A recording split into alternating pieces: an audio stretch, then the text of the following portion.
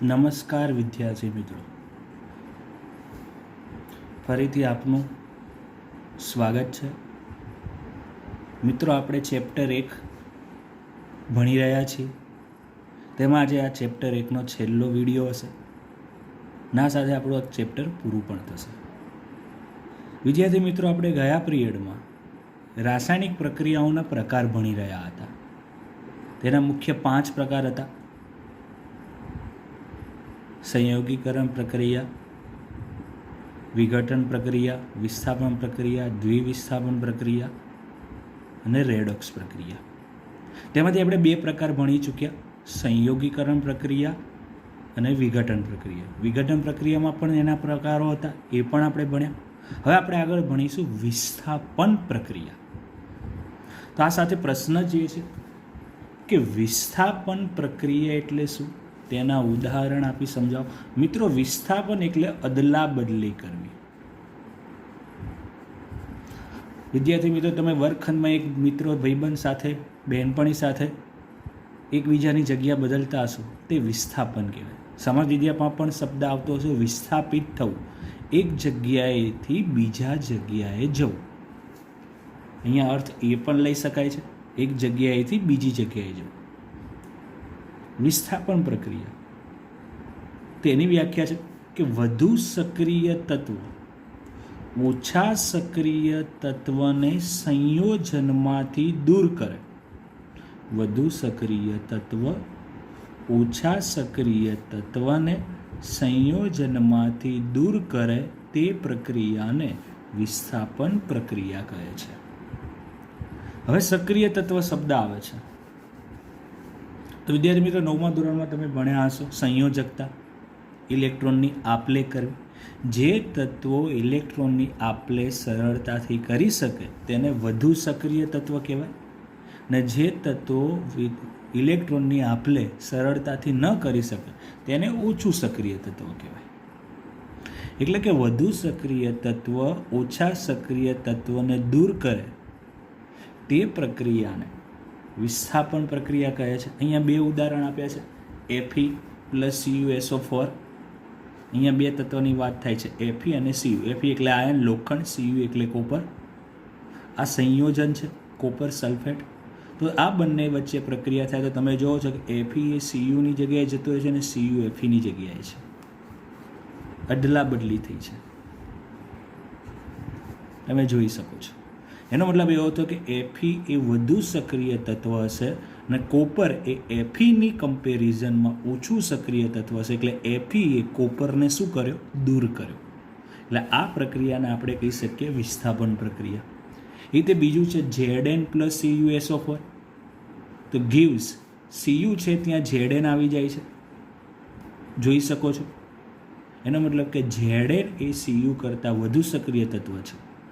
એટલે કે વધુ સક્રિય તત્વ એ ઓછા સક્રિય તત્વને દૂર કરે તે રાસાયણિક પ્રક્રિયાને વિસ્થાપન પ્રક્રિયા કહે છે.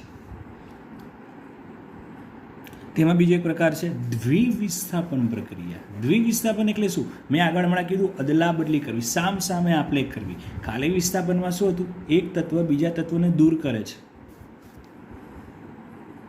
પરંતુ દ્વિવિસ્થાપનમાં આપલે કરવામાં આવે છે. તેનું ઉદાહરણ જોઈએ, તેની વ્યાખ્યા જોઈએ પહેલા વિદ્યાર્થી મિત્રો, કે જે પ્રક્રિયામાં પ્રક્રિયકો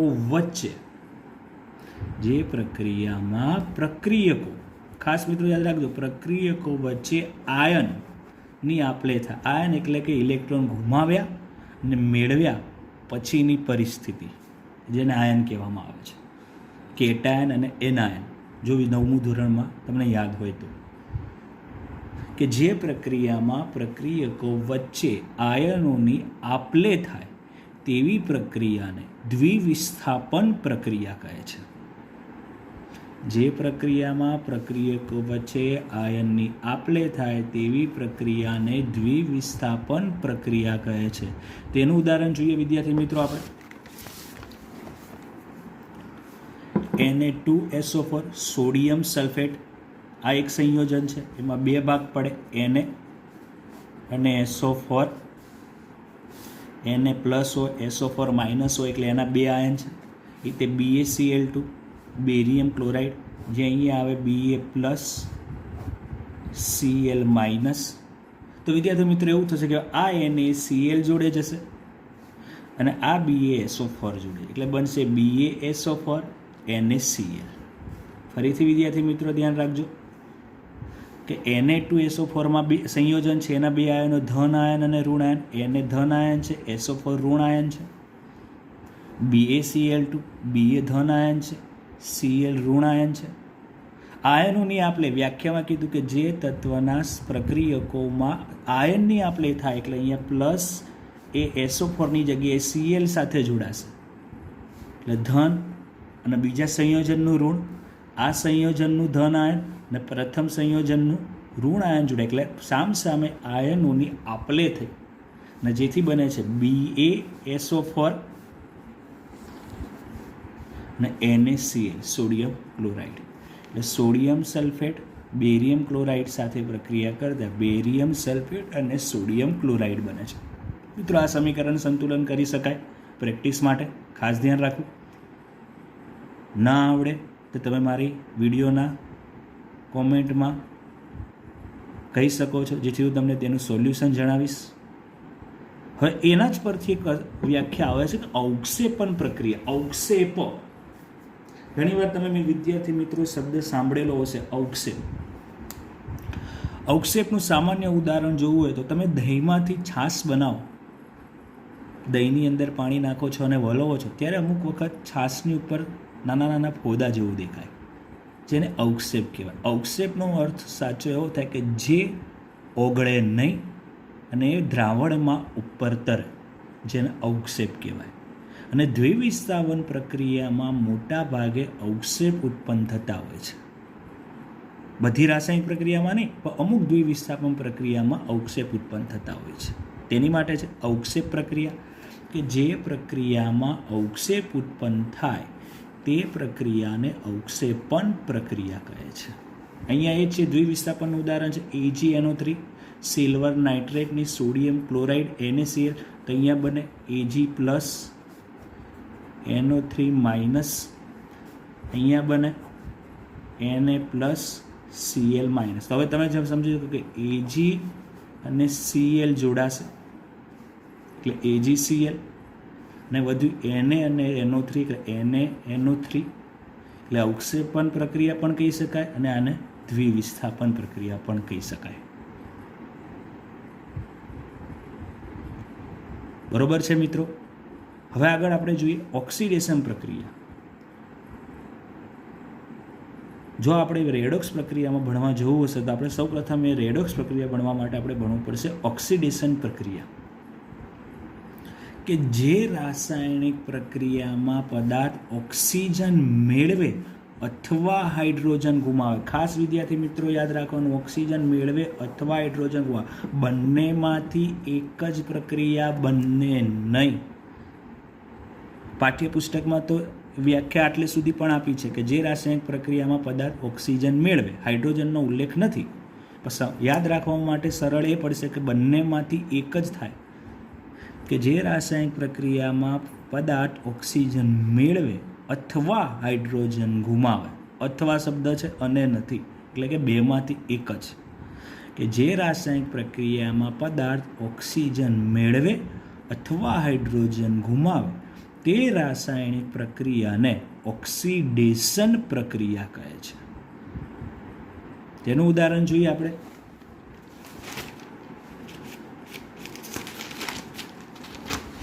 પ્રથમ એક ઉદાહરણ તમે સામાન્ય રીતે જુઓ છો કે મેગ્નેશિયમની ઓક્સિજન સાથે પ્રક્રિયા. તો તમે અહીંયા પ્રક્રિયામાં જો કે મેગ્નેશિયમ એકલું તત્વ છે, એની સાથે કોઈ તત્વ નથી, એક જ તત્વ છે Mg.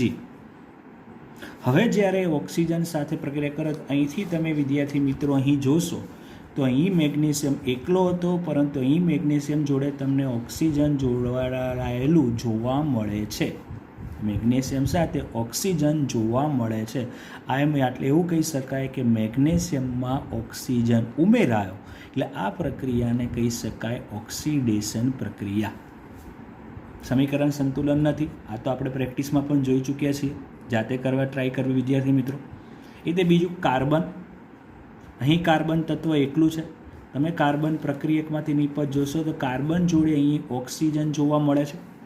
એનો મતલબ કે કાર્બનમાં ઓક્સિજન ઉમેરાયો, એથી જ આ પ્રક્રિયાને કહી શકાય ઓક્સિડેશન પ્રક્રિયા. ફરીથી વિદ્યાર્થી મિત્રો એક ફરીથી વ્યાખ્યા યાદ રાખી લઈએ કે જે રાસાયણિક પ્રક્રિયામાં પદાર્થમાં ઓક્સિજન મેળવે અથવા હાઇડ્રોજન દૂર થાય. આ બંને ઉદાહરણ આપણે એવા લીધા જેમાં ઓક્સિજન ઉમેરાય છે, જે પાઠ્યપુસ્તકમાં આપેલ પણ છે. હવે વિદ્યાર્થી મિત્રો જોઈશું રિડક્શન પ્રક્રિયા. રિડક્શન પ્રક્રિયા ઓક્સિડેશન કરતાં ઊંધી પ્રક્રિયા છે. એટલે કે જે રાસાયણિક પ્રક્રિયામાં પદાર્થ ઓક્સિજન ગુમાવે અથવા હાઇડ્રોજન મેળવે. ચોપડીમાં તો ખાલી ઓક્સિજનની જ વાત છે, હાઇડ્રોજનની નથી. ફરીથી કે જે રાસાયણિક પ્રક્રિયામાં પદાર્થ ઓક્સિજન ગુમાવે અથવા હાઇડ્રોજન મેળવે તે પ્રક્રિયાને રિડક્શન પ્રક્રિયા કહે છે. એનું ઉદાહરણ જોઈએ આપણે. કોપર ઓક્સાઇડ, કોપર જોડે ઓક્સિજન છે. તમે વિદ્યાર્થી મિત્રો જુઓ, હવે આ કોપરને અહીં જોશો તો કોપર જોડે ઓક્સિજન નથી. એનો મતલબ એમ કહી શકાય કે આ સંયોજનમાંથી ઓક્સિજન દૂર થાય છે અને એકલું કોપર મળે છે. એટલે કે આ પ્રક્રિયામાં સંયોજનમાંથી ઓક્સિજન દૂર થયો, આથી આ પ્રક્રિયાને કહી શકાય રિડક્શન પ્રક્રિયા, કારણ કે કોપર ઓક્સિજન ગુમાવે છે. વિદ્યાર્થી મિત્રો, આ જ ઓક્સિડેશન અને રિડક્શન પરથી જ આગળનો ટોપિક છે રેડોક્સ પ્રક્રિયા, જે આપણે 5મો પ્રકાર હતો જેનું બીજું નામ છે ઓક્સિડેશન રિડક્શન પ્રક્રિયા. ભેગું પણ ઉલ્લેખ થઈ શકે છે. તો વ્યાખ્યા એ જ થશે કે જે રાસાયણિક પ્રક્રિયામાં ઓક્સિડેશન અને રિડક્શન બંને થાય, જે રાસાયણિક પ્રક્રિયામાં ઓક્સિડેશન અને રિડક્શન બંને પ્રક્રિયા થાય તેવી પ્રક્રિયાને રેડોક્સ પ્રક્રિયા કહે છે. તેના 3 ઉદાહરણ આપણે જોઈ લઈએ. પહેલું તો પાણીવાળું છે, H2 + O2 H2O. વિદ્યાર્થી મિત્રો, અહીં તમે જો H છે, અહીંયા H જો, અહીં H એકલો છે, પરંતુ અહીંયા H સાથે ઓક્સિજન જોડાયો, એટલે તમે એવું કહી શકો કે હાઇડ્રોજનમાં ઓક્સિજન જોડાયો, જેથી આપણે એને ઓક્સિડેશન કહીશું. બીજી રીતે અર્થ સમજો, અહીં ઓક્સિજન એકલું તત્વ છે, નહીં જુઓ ઓક્સિજન સાથે હાઇડ્રોજન ઉમેરાય. ના સમજણ પડે તો વિદ્યાર્થી મિત્રો આ સમીકરણ એવું છે કે ગ્લાસ અડધો ભરેલો છે. અમુક વિદ્યાર્થીને અડધો ગ્લાસ ખાલી લાગે છે અને ઘણા વિદ્યાર્થીઓને અડધો ગ્લાસ ભરેલો લાગે. એના જ એવું છે કે તમે 2:21 લખો તો હું એમ કહું બગડા જોડે 1 છે, બીજા વિદ્યાર્થી એવું કે 1 જોડે બગડો છે, અર્થ તો એનો એ જ થાય. એવી જ રીતે અહીં છે કે હાઇડ્રોજનમાં ઓક્સિજન ઉમેરાય તો ઓક્સિડેશન, પણ બીજી રીતે વિચારો તો ઓક્સિજનમાં હાઇડ્રોજન, કારણ કે અહીં ઓક્સિજન એક જ છે, અહીં ઓક્સિજનમાં હાઇડ્રોજન છે, તો આપણે એને કહી શકીએ રિડક્શન. એનો મતલબ કે આમાં ઓક્સિડેશન બી થાય છે, રિડક્શન થાય છે, એટલે આખી પ્રક્રિયાને આપણે કહીશું રેડોક્સ પ્રક્રિયા. તે રીતે બીજી વિદ્યાર્થી મિત્રો પ્રક્રિયા જોઈએ. આ તો તમે જોયું જ કે કોપર સાથે ઓક્સિજન હોય છે, અહીં કોપર દૂર થયો એટલે આપણે આને ઓક્સિડેશન કહીશું. પરંતુ અહીં હાઇડ્રોજન એકલો છે. હવે આ હાઇડ્રોજનને અહીંયા જુઓ તો હાઇડ્રોજનમાં ઓક્સિજન ઉમેરાય છે, એટલે આપણે કહી શકીએ ઓક્સિડેશન, ને આપણે અહીં કહી શકીશું રિડક્શન. ફરીથી વિદ્યાર્થી, કોપરમાં ઓક્સિજન છે, કોપરમાંથી ઓક્સિજન દૂર થાય છે એટલે રિડક્શન પ્રક્રિયા. અહીં હાઇડ્રોજન એકલું તત્વ છે, જ્યારે અહીં હાઇડ્રોજન સાથે ઓક્સિજન ઉમેરાય છે એટલે આપણે એને કહીશું ઓક્સિડેશન પ્રક્રિયા. એટલે અહીં બંને પ્રક્રિયા થાય છે, આથી આપણે એને કહીશું રિડક્શન. ફરીથી વિદ્યાર્થી મિત્રો, જો ખબર ન પડે તો ફરીથી હું અહીં લખું છું CuO H2 Cu + H2O. વિદ્યાર્થી મિત્રો, અહીંથી અહીં ધ્યાન રાખો, અહીં કોપર સાથે ઓક્સિજન છે, અહીં કોપર એકલું છે, એનો મતલબ કે કોપરમાંથી ઓક્સિજન દૂર થયો, આથી આપણે તેને રિડક્શન પ્રક્રિયા કહીશું. વિદ્યાર્થી મિત્રો, અહીં હાઇડ્રોજન એકલો છે, અહીં હાઇડ્રોજન જોઈશું તો આ હાઇડ્રોજન એકલો છે, પરંતુ હાઇડ્રોજન જોડે ઓક્સિજન, એનો મતલબ કે હાઇડ્રોજનમાં ઓક્સિજન ઉમેરા, જેને આપણે ઓક્સિડેશન કહીશું. જેથી આ પ્રક્રિયાને આપણે કહીશું રેડોક્સ પ્રક્રિયા, કારણ બંને પ્રક્રિયા થાય. એવું આપણે ત્રીજું સમીકરણ છે કે ZNO પ્લસ સી Zn વત્તા CO.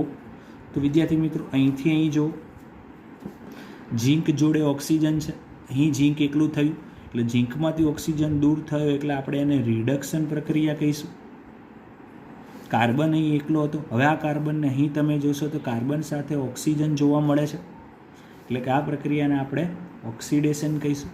આથી ઓક્સિડેશન અને રિડક્શન થાય છે, આથી આ પ્રક્રિયાને આપણે રેડોક્સ પ્રક્રિયા કહીશું.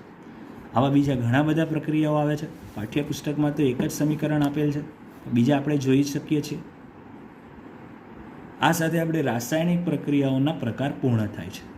પરંતુ આ પ્રકારો પરથી બીજા બે ટોપિક છે નાના એવા જે પૂછાઈ શકે એવા છે, તે આપણે જોઈએ વિદ્યાર્થી મિત્રો. ક્ષારણ, જેને સાદા અર્થમાં તમે જો સાંભળ્યું હોય તો કાટ લાગવું. શા માટે કાટ લાગે છે? કે જ્યારે ધાતુ પર ભેજ અથવા એસિડ, વાતાવરણ ભેજવાળું વાતાવરણ હોય તો એસિડની અસર થાય ત્યારે તેનું ક્ષયન એટલે કે એના ધાતુના ગુણધર્મમાં ઘટાડો થયો. અહીં ધાતુની જ વાત થાય છે, એ ધાતુના ગુણધર્મ ઘટાડો, ક્ષય એટલે ઘટાડો થયો. આ પ્રક્રિયાને ક્ષારણ કહે છે. જ્યારે ધાતુ પર ભેજ એસિડની અસર થાય ત્યારે તેનું ક્ષયન થાય છે, આ પ્રક્રિયાને ક્ષારણ કહે છે. ઉદાહરણ તરીકે લોખંડને કાટ લાગવો, તાંબુ અને ચાંદીની સપાટી ઝાંખી થવી, તાંબાનો રંગ લીલો થઈ જાય છે અને ચાંદીનો રંગ કાળો થઈ જાય છે. યાદ રાખી શકો છો મિત્રો,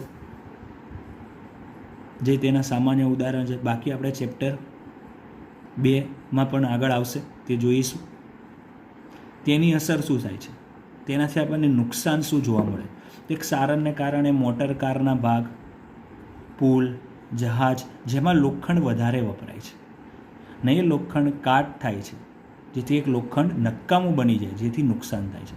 આથી આવા દરેક સાધનો, દરેક સ્પેર પાર્ટ, દરેક વાહનોના દરેક જગ્યાએ મશીનોમાં એ નવું લોખંડ નાખવાને કારણે ખર્ચ કેવો થાય છે? વધુ થાય છે. આમ કે ક્ષારણને કારણે મોટર કારના ભાગ, પુલ, જહાજ વગેરેને નુકસાન થાય. દર વર્ષે આવા નુકસાન પામેલા લોખંડને બદલવાનો ખર્ચ વધુ થાય છે, જે ખર્ચો ઘણીવાર કરોડોમાં પણ ગણી શકાય. હવે બીજો એક ટોપિક છે ખોરાપણું, જેનો બીજો શબ્દ છે રેન્સિડિટી. ખોરાપણુંની તમે વ્યાખ્યા જોશો એટલે સમજણ પડી જશે કે જ્યારે તેલ અથવા ચરબી, જે ખાદ્ય પદાર્થ હોય જે તેલમાં બનાવેલું હોય, સાથે સાથે ચરબીનું પ્રમાણ હોય, એ પદાર્થનું ઓક્સિડેશન થાય એટલે કે એમાં ઓક્સિજન ઉમેરાય ત્યારે તેનો સ્વાદ અને ગંધ બદલાઈ જાય. તમે વેફર તો ખાધેલી જ હશે વિદ્યાર્થી મિત્રો. જો વેફર તરેલી હોય અને લાંબો સમય થઈ જાય તમે ખાઓ તો એનો સ્વાદ બદલાઈ જાય, એમાંથી દુર્ગંધ મારવા મળે એટલે કે ગંધ બદલાઈ જાય, જેને ખોરાપણું કહે છે. જ્યારે તેલ અથવા ચરબીનું ઓક્સિડેશન થાય ત્યારે તેનો સ્વાદ અને ગંધ બદલાય છે, જેને ખોરાપણું કહે છે. આ ખોરાપણું અટકાવવા ઓક્સિડેશનનો પ્રતિકાર એટલે કે ઓક્સિડેશન ન થાય તેવા પદાર્થ, જેને એન્ટીઓક્સિડન્ટ પણ કહે છે, તેવા પદાર્થ ઉમેરવામાં આવે છે. ખાલી જગ્યામાં એક માર્ક્સમાં પણ પૂછાઈ શકે કે ખોરાપણું અટકાવવા માટે વપરાતા પદાર્થને શું કહે છે? તો એન્ટીઓક્સિડન્ટ પદાર્થ કહે છે. તેનું સામાન્ય એક ઉદાહરણ જોઈએ. જો આ ઓક્સિડેશન ન થવા દેવું હોય તો શું કરવું જોઈએ? તો પહેલું જ ઉદાહરણ કે હવા ચુસ્ત બંધ પાત્રમાં ખોરાક રાખવાથી ઓક્સિડેશન ધીમું થાય. આપણે કોઈ પણ ખાદ્ય પદાર્થો જે ઘરે બોટલ કે ડબ્બામાં હોય તેને હવા ચુસ્ત ફીટ બંધ કરી દેવામાં આવે તો તેને ઓક્સિજન મળતું ઓછું થઈ જાય, તો ઓક્સિડેશન ન થાય તો આપણે ખાદ્ય પદાર્થ લાંબો સમય સચવાઈ રહે. બીજું ઉદાહરણ છે ચિપ્સ, જેને આપણે કાતરી કહીએ છીએ, વેફર, બાલાજી વેફર તો બધાએ ખાધી જ હશે. એ બાલાજી વેફરોમાં પેકિંગમાં ઓક્સિડેશન અટકાવવા માટે નાઇટ્રોજન વાયુ ભરવામાં આવે છે. ઘણીવાર આપણે મજાકમાં પણ કહીએ કે આ વેફરવાળા હવાના જ પૈસા લે છે, વેફર ઓછી આપે. એ હવા એ શું હોય છે? નાઇટ્રોજન વાયુ. કારણ કે નાઇટ્રોજન વાયુએ ઓક્સિજનની ક્રિયાશીલતા ઘટાડી નાખે છે. જો નાઇટ્રોજન વાયુ હાજર વધારે હોય તો ઓક્સિજન પ્રક્રિયા કરી શકે નહીં. આથી તે કાતરીનું એટલે કે ચિપ્સનું ઓક્સિડેશન થાય નહીં. એટલે બેગમાં નાઇટ્રોજન વાયુ ભર્યું હોય જેથી ઓક્સિડેશન થાય નહીં. આથી વેફર લાંબો સમય આપણે ખાવામાં ઉપયોગ કરી શકીએ છીએ. આ સાથે મિત્રો બસ આજે આટલું જ. આપણું પ્રકરણ 1 પૂરું થાય છે અહીંયા. હવે આપણે નેક્સ્ટ ચેપ્ટર 2 ભણીશું. ત્યાં સુધી વિદ્યાર્થી મિત્રોને જય હિન્દ, જય ભારત.